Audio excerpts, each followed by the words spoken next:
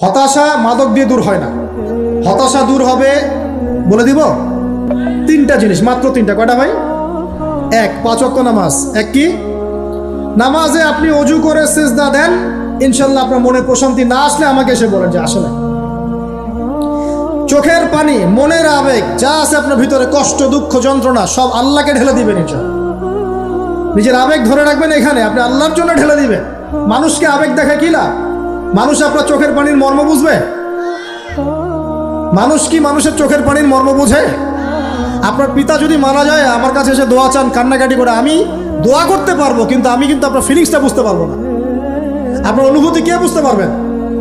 আল্লাহ পাক আপনার ঘাড়ের রগের চেয়েও কাছে আছে। সুবহান আল্লাহ পাক ঘাড়ের রগের চেয়ে কাছে আছে। গতকালকে বাংলাদেশের একজন বরেণ্য আলেমের সাথে একটা কনফারেন্সে ছিলাম।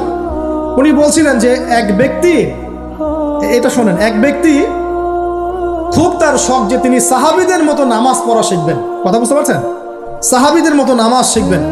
তো একজন বরেণ্য আলেমের কাছে এসেছেন, এসে বলছেন যে আমাকে সাহাবীদের মতো নামাজ শিখিয়ে দেন। তখন সেই আলেম আরেকজন আলেমের সন্ধান দিয়েছেন, যা তুমি তার কাছে যাও, তিনি শেখাবেন। তো সেই ব্যক্তি একটু অবাক হয়েছেন, কারণ যাকে প্রশ্ন করেছিলেন তিনি অনেক বড় মুহাদ্দিস, আর যার কাছে পাঠানো হচ্ছে তিনি অত বড় মুহাদ্দিস নন, কিন্তু আবেদ, আমল করেন। তাকে গিয়ে বলছেন উনি আমাকে পাঠিয়েছেন সাহাবী বলা নামাজ শিখিয়ে দেন। তখন তিনি বলছেন ঠিক আছে, সুন্দর করে অজু করে আসো, সুন্দর করে অজু করে আসো। অজু করার সময় খালি খেয়াল রাখবা যে আমি অজু করছি শুধু আল্লাহর সন্তুষ্টির জন্য। কি খেয়াল রাখবেন?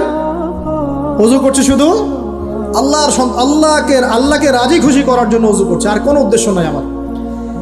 অজু করতে যাচ্ছে, তিনি আবার বলছেন দাঁড়াও, শুধু আল্লাহকে রাজি খুশি করার জন্য অজু করো। আবার শুরু করছেন, আবার বলছেন শোনো, শুধু আল্লাহকে রাজি খুশি করার জন্য অজু করো। এভাবে বলতেই আছেন, নামাজে দাঁড়িয়েছেন, দাঁড়ানোর আগে বলছেন শোনো, শুধু আল্লাহকে রাজি খুশি করার জন্য নামাজ পড়ো। বলতেই আছেন। এক পর্যায়ে সে ব্যক্তি নামাজ শুরু করলো, নামাজে মনোযোগ এদিক ওদিকে যায়, আর তার মাথায় এটা আসে, এই শুধু আল্লাহকে রাজি খুশি করার জন্য আমাকে নামাজ পড়ো।